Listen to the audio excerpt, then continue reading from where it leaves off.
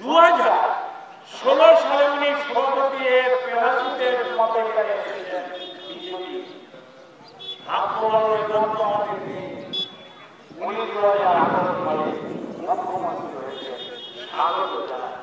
কিন্তু বন্ধুরা আমি যুবক বন্ধুদের বলছি উনি বলেছেন নজওয়ান ভাইও বন্ধু উনি ঠিক বাংলা ঠিক বলতে পারেন না কারণ হিন্দিতে বাইবেল বলা আছে কি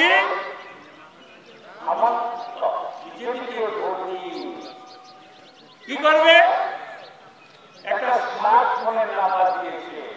ইন্টারভিউ দিতে হবে না যেতে হবে না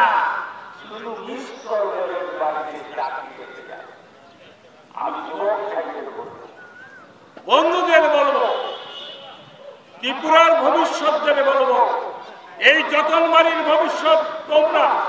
তোমাদের বলবো উনি বলেছিলেন মেয়েরা যারা যুবতী আছে স্কুটি পাবে ছেলেরা স্মার্টফোন পাবে একটা কথা আমি শুনেছি পাহাড়ি জঙ্গলে বসছি সিচিং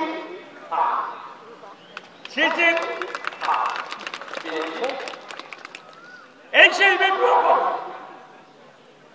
যুবকদের স্বপ্ন দেখিয়েছিল এই সেই বিপ্লব বলেছিল কর্মচারীদের 7 পে কমিশন দেবে জুমলা সম্রাট আজ থেকে 5 বছর আগে মোদীজি বলেছিলেন 56 इंच मेरे छाती है अच्छा दिन आएगा महंगाई कमेगा बाहर से ग्राहक ले आएगा हर एक आदमी का बैंक अकाउंट में 100 दिन अंदर 15 लाख रुपया घुस जाएगा नौजवान भाइयों बहनों बीजेपी के वोट दीजिए क्या होगा साल में 2 करोड़ नौकरी हो जाएगा आज के 5 साल रहते 20 कोटी चाकरी पाওয়ার কথা আমি সেলুট জানাই যুবকদের 25 বছরের বামফ্রন্টের নির্যাতন নিপীড়ন অত্যাচার নারী নির্যাতন কর্মচারী বঞ্চনা শ্রমিক বঞ্চনার বিরুদ্ধে তোমরা যুবকরা এগিয়ে গিয়েছিল হুঙ্কার দিয়েছিল সিপিএম একটা নতুন সরকার এনেছিল আমি যুবকদের স্বাগত জানাই কিন্তু ভ্যাকসিনের বন্ধুগণ 1 বছর পরে ওই সুরমা চোখে সুরমা কালিতে পরিণত হয়ে গেছে হাহাকার খাদ্য নেই চাকরি নেই গ্রামে গঞ্জে বলেছিল এই সেই Biplab and company Modi and company Amit Shah and company क्या बोला है যে রেগা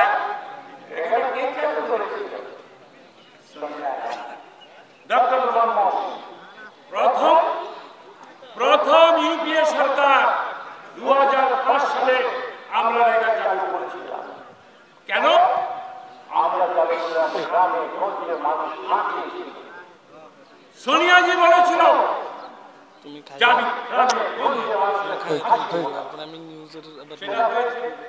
বামফ্রন্টের মানিক বাবুরা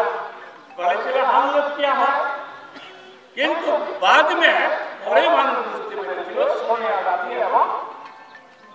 ডক্টর मनमोहन